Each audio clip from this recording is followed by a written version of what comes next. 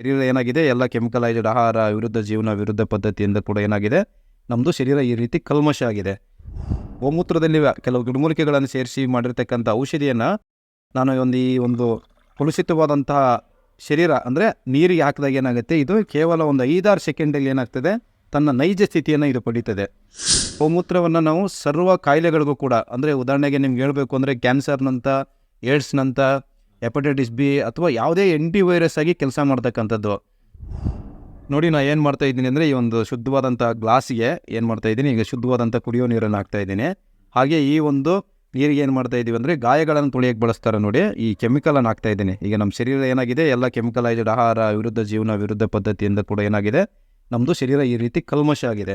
So ಇದಕ್ಕೆ ನಾವು ಏನು ಮಾಡ್ತೀವಿ ಅಂದರೆ, ಈಗ ಈ ಕಲ್ಮಶವಾದ ಶರೀರವನ್ನು ಶುದ್ಧಿ ಮಾಡ್ಕೋಬೇಕಾದ್ರೆ ನಮಗೆ ಈ ದೇಶಿ ಹಸುವಿನ ಉತ್ಪನ್ನಗಳು ಹಾಲು, ಮೊಸರು, ಬೆಣ್ಣೆ, ತುಪ್ಪ, ಮಜ್ಜಿಗೆ, ಗೋಮೂತ್ರ ಇವೆಲ್ಲ ಅದ್ಭುತವಾಗಿ ಕೆಲಸ ಮಾಡ್ತವೆ. ಈಗ ನಾನೇನು ಮಾಡ್ತೀನಿ ಅಂದರೆ, ಈಗ ಗೋಮೂತ್ರದಲ್ಲಿ ಕೆಲವು ಗಿಡಮೂಲಿಕೆಗಳನ್ನು ಸೇರಿಸಿ ಮಾಡಿರ್ತಕ್ಕಂಥ ಔಷಧಿಯನ್ನು ನಾನು ಈ ಒಂದು ಕಲುಷಿತವಾದಂತಹ ಶರೀರ ಅಂದರೆ ನೀರಿಗೆ ಹಾಕಿದಾಗ ಏನಾಗುತ್ತೆ, ಇದು ಕೇವಲ ಒಂದು 5-6 ಸೆಕೆಂಡಲ್ಲಿ ಏನಾಗ್ತದೆ ತನ್ನ ನೈಜ ಸ್ಥಿತಿಯನ್ನು ಇದು ಪಡೀತದೆ.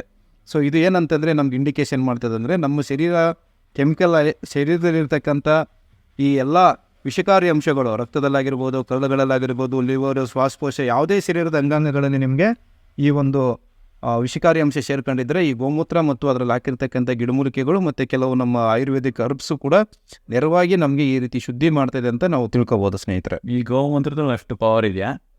ಖಂಡಿತ ಸರ್. ಗೋಮೂತ್ರದಲ್ಲಿ ಏನಿದೆ ಅಂತಂದರೆ ಭಾಳ ಮುಖ್ಯವಾಗಿ ನಮಗೆ ಶರೀರದಲ್ಲಿ ಸುಮಾರು ನಮಗೆ ಏನು ಜೀವನಕ್ಕೆ ಬೇಕಾದಂಥ ಪೋಷಕಾಂಶಗಳೇನಿದೆ ಅಲ್ವಾ, ಅದೆಲ್ಲನೂ ಕೂಡ ನಮ್ಮ ಶರೀರದಲ್ಲಿದೆ. ಹಾಗೆ ಭೂಮಿಯಲ್ಲಿದೆ, ಅದು ಬಿಟ್ಟರೆ ಗೋಮೂತ್ರ ಅಥವಾ ಗೋವಿನ ಉತ್ಪನ್ನಗಳಲ್ಲಿದೆ. ಸೊ ಹೀಗಾಗಿ ಗೋಮೂತ್ರವನ್ನು ನಾವು ಸರ್ವ ಕಾಯಿಲೆಗಳಿಗೂ ಕೂಡ, ಅಂದರೆ ಉದಾಹರಣೆಗೆ ನಿಮ್ಗೆ ಹೇಳಬೇಕು ಅಂದರೆ ಕ್ಯಾನ್ಸರ್ನಂಥ, ಏಡ್ಸ್ನಂಥ, ಹೆಪಟೈಟಿಸ್ ಬಿ ಅಥವಾ ಯಾವುದೇ ವೈರಸ್ ಆಗಿ ಕೆಲಸ ಮಾಡ್ತಕ್ಕಂಥದ್ದು. ತಮಗೆಲ್ಲ ಗೊತ್ತಿರುವಾಗ ಏನಾಗ್ತದೆ ಅಂದರೆ, ಸುಮಾರು ಒಂದು 50-60 ವರ್ಷಗಳ ಹಿಂದೆ ನಮ್ಮ ಹಳ್ಳಿಗಳಲ್ಲಿ ಸುಮಾರು ಮಕ್ಕಳೇನಾರು ಹತ್ತಿರ ಒಂದು ಒಳ್ಳೆ ಗೋಮೂತ್ರ ಕುಡಿಸ್ಬಿಡೋರು ಅವ್ರಿಗೆ, ಅಂದರೆ ಹೊಟ್ಟೆಯಲ್ಲಿರ್ತಕ್ಕಂಥ ವೈರಸ್ಗಳು ಅಥವಾ ಏನಾರು ಅವ್ರಿಗೆ ಇನ್ಫೆಕ್ಷನ್ಸ್ ಇದ್ದರೆ ಹೋಗಿ ಕ್ಲೀನಾಗಿ ಬಂದ್ಬಿಡೋದು. ಸೊ ಇವತ್ತೇನಾಗಿದೆ ಅಂತಂದರೆ, ಇದು ಪಾರಂಪರಿಕವಾಗಿ ಬಂದಿರತಕ್ಕಂಥ ಈ ಒಂದು ಜ್ಞಾನನ ನಮ್ಮ ಮುಂದಿನ ಪೀಳಿಗೆಗೆ ವರ್ಗಾಯಿಸೋದ್ರಲ್ಲಿ ನಾವು ಸೋತಿದ್ದೀವಿ. ಸೊ ಹೀಗಾಗಿ ಸ್ನೇಹಿತರೆ, ಈ ಒಂದು ಗೋಮೂತ್ರ ಬರೀ ಗೋಮೂತ್ರ ಅಂತಲ್ಲ, ಅದರ ಹಾಲು, ಮೊಸರು, ಬೆಣ್ಣೆ, ತುಪ್ಪ, ಮಜ್ಜಿಗೆ ಮತ್ತು ಅದರದ್ದು ಮೈ ಸವರಿದ್ರು ಕೂಡ ಅಮೇರಿಕದಲ್ಲಿ ಇಷ್ಟು $1 ಅಂತ ಅದಕ್ಕೆ ಒಂದು ರೇಟ್ ಫಿಕ್ಸ್ ಮಾಡಿದ್ದಾರೆ. ಸೊ ಇಷ್ಟು ಅತ್ಯದ್ಭುತವಾದಂಥ ಔಷಧಿ ಗುಣಗಳು ನಮ್ಮ ದೇಸಿ ಗೋವಿನಲ್ಲಿದ್ದಾವೆ.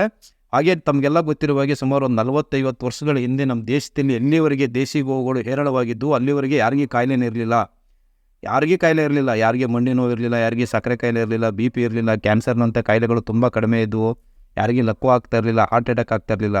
ಯಾವಾಗ ನಮ್ಮ ದೇಶೀಯ ಗೋವು ಅಳಿವಿನಂಚಿನಲ್ಲಿ ಇವತ್ತು ಹೋಗ್ತಾ ಇದೆ ಅಲ್ವಾ, ಆ ಒಂದೇ ಒಂದು ಕಾರಣದಿಂದ, ಅಂದರೆ ನಮ್ಮದು ಭೂಮಿ ಬರಡಾಗ್ತದೆ. ಆಮೇಲೆ ನಮ್ಮದು ಮನೆಯಲ್ಲಿ ಹೈನದ ಉತ್ಪನ್ನಗಳು, ಅಂದರೆ ದೇಶೀಯ ಹಸುವಿಂದು ಭಾಳ ಮುಖ್ಯ, ಅದರಲ್ಲಿ ನಿಮಗೆ ಔಷಧಿ ಗುಣಗಳಿದ್ದಾವೆ. ಅದೇ ಬೇರೆ ಬೇರೆ ತಳಿಗಳ ಒಂದು ಉತ್ಪನ್ನಗಳಲ್ಲಿ ಆ ರೀತಿ ಔಷಧಿ ಗುಣಗಳು ಇಲ್ಲದೇ ಇರೋದ್ರಿಂದ ಏನಾಗಿದೆ, ನಮ್ಮ ಜನರಿಗೆ ತುಂಬ ಜನಕ್ಕೆ ಕಾಯಿಲೆ ಬರ್ತಾ ಇದೆ. ಸೊ ಮತ್ತೆ ಬ್ಯಾಕ್ ಟು ಪೆವಿಲಿಯನ್, ಅಂದರೆ ನಾವೇನು ಮತ್ತೆ ಏನು ಅದು ಬ್ರಿಟಿಷರು ಹೋದ್ಮೇಲೆ ಇಂಡಿಯಾದಲ್ಲಿ ಇದ್ದೀವಲ್ವಾ, ಈಗ ನಾವು ಭಾರತ ಕಡೆ ತಿರುಗಬೇಕಾಗಿದೆ, ದೇಶಿ ಗೋವಿನ ಒಂದು ರಕ್ಷಣೆ ಮಾಡಬೇಕಾಗಿದೆ. ಜೊತೆಗೆ ನಮ್ಮ ದೇಶಿ ಗೋವನ್ನು ನಾವು ಉಳಿಬೇಕಾದ್ರೆ ಭಾಳ ಮುಖ್ಯವಾಗಿ ಅದರದ್ದು ಬರೀ ನಾವು ಏನು ಮಾಡ್ತೀವಿ, ಹಾಲು ಕಡಿಮೆ ಕೊಡುತ್ತದೆ ಅನ್ನೋ ಒಂದು ಮಾತ್ರ ಇಟ್ಕೊಂಡಿದ್ದೀವಿ ನಾವು ಅದನ್ನ ಕಾನ್ಸೆಪ್ಟು. ಬಟ್ ಹಾಲು ಅದರದ್ದು ಬೋನಸ್ ಥರ.